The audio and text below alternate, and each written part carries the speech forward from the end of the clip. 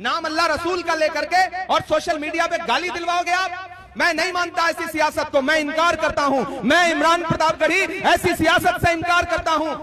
लेकिन मैंने सुना है कुछ ताकतें यहां आई हैं जो कह रही हैं कि जो हमें वोट नहीं देगा वो फिरौन होगा, नमरूद होगा।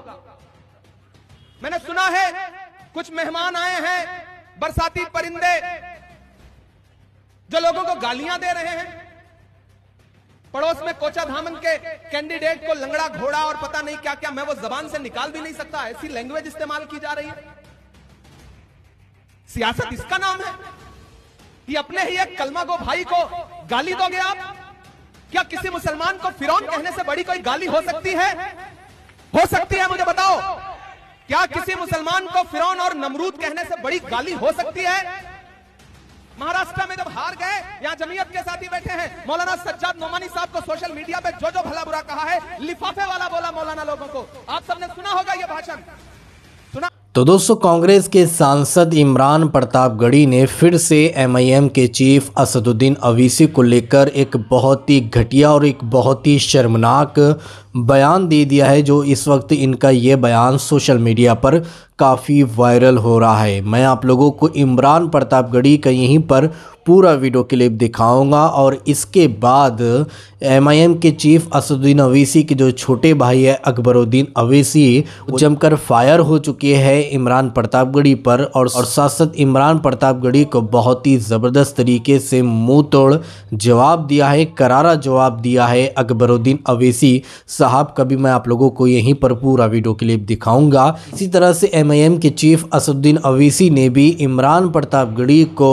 सीमांचल से बहुत ही ज़बरदस्त तरीके से मुंह तोड़ जवाब दिया है, जो कि आप लोगों को अकबरुद्दीन अवीसी और असदुद्दीन अवीसी की ये दोनों भी वीडियो क्लिप देखना चाहिए और इमरान प्रतापगढ़ी की भी आप लोगों को वीडियो क्लिप दिखाऊंगा। तीनों भी वीडियो एक साथ इसी वीडियो के अंदर दिखाऊंगा, लेकिन वीडियो दिखाने से पहले आप सभी से रिक्वेस्ट करूंगा इस वीडियो को अपना कीमती टाइम निकाल कर पूरा देखना, लास्ट तक देखना और जितना हो सके इस वीडियो को ज़्यादा से ज़्यादा शेयर ज़रूर कर देना और अपनी राय कमेंट में हमें ज़रूर बताइए कि इमरान प्रतापगढ़ी बिहार इलेक्शन विधानसभा में यानी बीजेपी के खिलाफ एक लफ्ज़ नहीं बोल रहा है, तो वहीं पर एमआईएम पार्टी को लेकर उल्टी सीधी बातें कर रहा है, उनको गालियां दे रहा है। ये कहाँ तक सही है और कहाँ तक गलत है, आप अपनी राय हमें ज़रूर बताइएगा। तो आइए सबसे पहले हम और आप ये वीडियो क्लिप देखते फिर आगे बात करते हैं। जो कांग्रेस को वोट देगा वो दरी बिछा रहा है, यही कह रहे हैं ना, गाली दे रहे हैं ना जी। तो मैं आपको एक बात बताता हूँ, 11 तारीख को यहाँ वोटिंग है ना,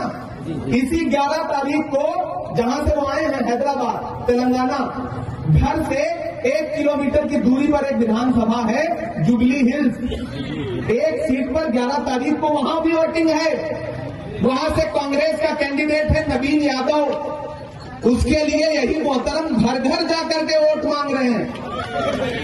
मतलब तुम वहां कांग्रेस के लिए वोट मांगो तो तुम बहुत बड़े हिकमती और बहुत बड़े सियासती, और बहादुरगंज के लोग कांग्रेस को वोट देते तो फिरौन। भैया ऐसी सियासत तो सीमांचल में नहीं चलेगी। आप दरी बिछाओ हुकूमत की, चूंकि कांग्रेस की हुकूमत है तो आप बहुत बड़े हिकमत वाले रहो। काम करवाना हमको आता है और हम हर एक से काम करवाएंगे और करवाते आए। हम किसी के दुम छलने बनकर किसी के पीछे दौड़ने वालों में से नहीं है। दुनिया को दिख रहा है कि हम भाग रहे हैं, लेकिन दुनिया ये नहीं देख रही है कि वो हमारे पीछे आ रहे हैं, हमारे पीछे दौड़ रहे हैं। ये जमात की ताकत है, ये कुव्वत। आप सिर्फ एक ही चीज पर वोट मांगते, फिरका परस्ती को रोको। मैं आपको ये कह रहा हूं कि हम वोट डालने वाली एटीएम की मशीन नहीं है या कोई गाय भैंस नहीं है कि दूध दे दिया घर में जाके बैठ जाएं। अगर आप वोट बैंक हैं तो फिर ये आपकी मर्जी, मगर अगर आप एक शहरी बनना चाहते हैं, भारत के सिटीजन बनना चाहते हैं, तो आपको वोट मजलिस को, पतंग छाप को देना है, क्योंकि जो शहरी होता है उसको हुकूक पूरे मिलते हैं। और यहां पर बार बार डराना, अरे वो आ जाएगा, ये आ जाएगा। मेरे भाई, मैं आपके सामने खड़े होकर कह रहा हूं, बीजेपी अगर सरकार में है, 3 बार मोदी प्रधानमंत्री बना, किसकी कमजोरियों की वजह से बना? ये नाम निहाद सेकुलर पार्टियों की कमजोरी से बना। मेरी कमजोरी नहीं, ये अपने गिरेबान में झांक कर नहीं देखते, इल्जाम ओवैसी पर लगाते हैं। अरे तुम 400 सीट तुम लड़ते हो पार्लियामेंट के, बिहार के 230 सीट तुम लड़ते हो और तुम हार जाते हो, और कोई आकर कहते हैं कि जो पार्टी सरकार बनाएगी उसको वोट दो। अरे आखिरी बार कांग्रेस कब सरकार बनाई थी हमको बताओ। तुमको याद भी है कि आखिरी बार कांग्रेस कब सरकार बनाई थी?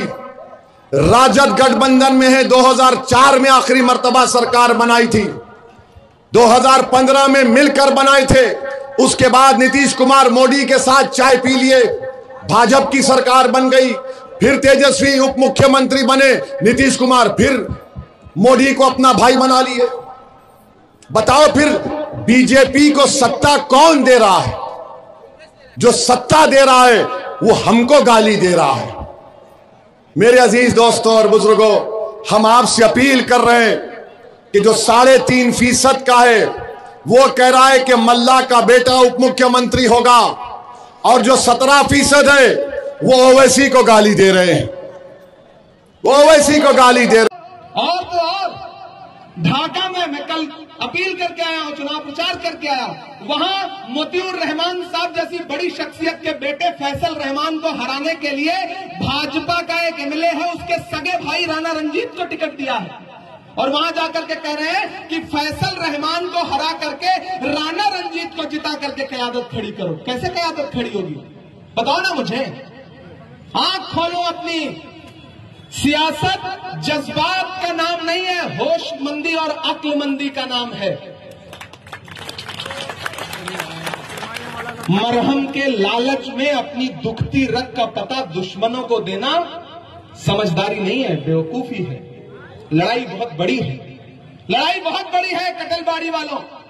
दो ताकतें हैं, एक ताकत वो है जो कह रही है कि जब चाहेंगे तुम्हारा घर गिरा देंगे, जो कह रही है कि जब चाहेंगे तुम्हें उठाएंगे जेल में डाल देंगे, और इस तरफ एक ताकत खड़ी है जिसका नाम राहुल गांधी है, जो कह रहा है कि मुझे अगर 4000 किलोमीटर भी पैदल चलना पड़ेगा तो मैं चलूंगा, बस एक नारा लगाऊंगा, नफरत छोड़ो भारत जोड़ो।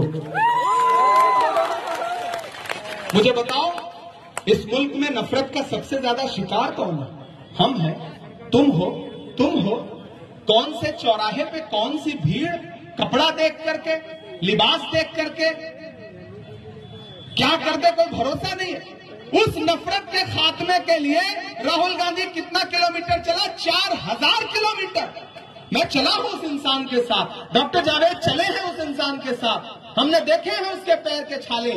जब मैं चलता था तो मुझसे लोग कहते थे मीडिया के कि इमरान साहब आप सांसद बाद में हैं, शायर पहले हैं, क्या कहेंगे? राहुल गांधी के साथ चल रहे हैं। तब मैं कहता था कि जो हर जालिम से टकराएगी वो आंधी बनाऊंगा, जो हर। तो दोस्तों आप लोगों ने सुना किस तरह से एमआईएम के फ्लोर लीडर अकबरुद्दीन अवीसी साहब ने इमरान प्रतापगढ़ी को उसके ही भाषा में जवाब दिया है, करारा रिप्लाई दिया है कि गुंगे की हलक में ज़बान आ गई तो बड़ा मचमच कर रहा है, बड़ा उछल कूद कर रहा है।